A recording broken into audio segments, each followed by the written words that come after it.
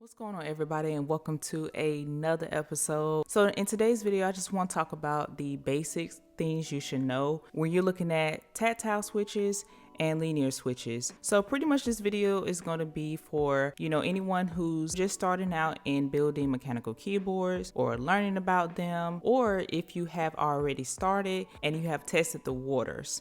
So hopefully this video is very helpful for you. I know sometimes starting out, it can be a little confusing and maybe a little overwhelming. So I will be using the Novel Keys blueberry switches and the Novel Keys cream switches to kind of give you the difference between tactile switches versus linear switches. Now, just to keep this video simple and not a review for each one of these switches, I already done a review on this particular switch, so I'll leave that video in the description for you to check out later. And the next thing is, I just want to give you more of the fundamentals, so we're not going to go over any specs. We're just going to keep the video pretty simple in describing the difference between the two here. So the first set of switches we want to talk about is tactile switches. Now, originally these were my preferred style of switches to use, but that has changed since I've started using linear switches, and I built my first keyboard using Gateron yellows. So when it comes to tactile switches here, you're pretty much going to get tactile feedback, and basically that's going to be the key difference between the two here. So as you're typing, you're going to feel a bump in that switch, and that will be the feedback that you receive from that particular switch there. So when it comes to bumps, we're going to talk a little bit more about those later in the video. But moving to the second thing here is options. So when it comes to tactile switches, you're going to have a bit more options versus a linear switch, and those include silent, tactile, which is no click, and clicky switches. Now, clicky switches can vary depending on that style of clickiness. So for example, some clicky tactile switches have a click bar, which is typically a little bit louder than your traditional clicky switch. The third thing we're going to talk about is the bumps. So if you're not familiar with the type of bumps that are out there, you usually will run into a round bump tactile switch, sharp bump, which is more pronounced, or a mushy bump. When it comes to mushy bumps, really depends on the quality of that switch, and they may be in your lower end to possibly your clone switches. I haven't personally tested out any clone switches, so I don't want to speak too much on that end. But when it comes to round bumps or a sharp bump, you're going to find a round bump in more of your your budget to moderate price switches, versus your sharp bumps, which have more pronounced feel, will be more of your higher end. So you're typically going to spend a little bit more for those type of switches.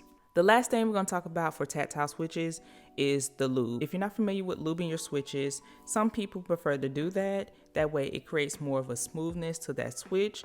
But when it comes to tactile switches, you really have to be careful on which type of lube you use. If you use the wrong lube or too much of the lube, then you won't preserve that tactile feedback.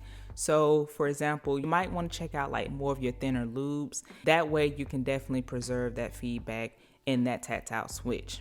Okay, so now we're going to move to linear switches here. And again, I have the Novel Keys cream switches, and these are more of your higher end linear switches. So when it comes to linear switches, it's going to be more about the smoothness versus the tactile feedback and tactile switches, in my opinion. So I feel like that's when you can determine the quality of the linear switch. The second thing is no feedback as far as a tactile bump in these type of switches. Pretty much you're gonna get more of a quicker bottom out, so that way there will be no resistance when you're typing. That stem is gonna go straight to the bottom of the housing. So the third thing we're gonna talk about is lube for linear switches. Now you can use thicker lube for linear switches because you're not trying to preserve that feedback. So that's why you can go a little thicker with the lube, or a specific mix that you like, and that way you can even increase the smoothness of the linear switch.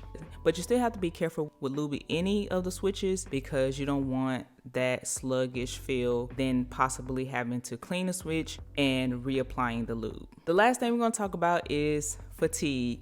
So personally for me, I can notice the difference between typing on a tactile switch versus a linear switch. And because I do type a lot, that also depends on how long you're typing, how often you're typing, and the weight of that switch. Now, when it comes to weight, that can definitely vary depending on your style and what you're looking for. But for me, I typically stay around the 45 gram to 55, maybe 60, depending on that switch. That's why I say, far as linear switches, you probably will experience a little less fatigue versus typing on a tactile switch, because you are experiencing that resistance in tactile switches.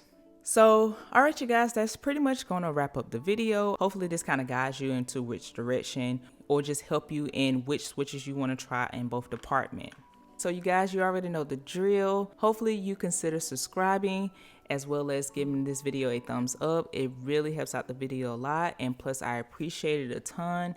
I really appreciate you watching as well. Again, all this stuff really helps and makes me feel, very thankful. If you know someone who's interested in building their first keyboard, or, just trying to get an idea where to start, hopefully sharing this video will help them too. Definitely let me know down in the comments if I miss anything, if there are more bases that I should have covered, or, just some tips that you have. I'm definitely interested to see, what others have experienced as well. Please be sure to check out other videos that I have in the description, as well as on my channel.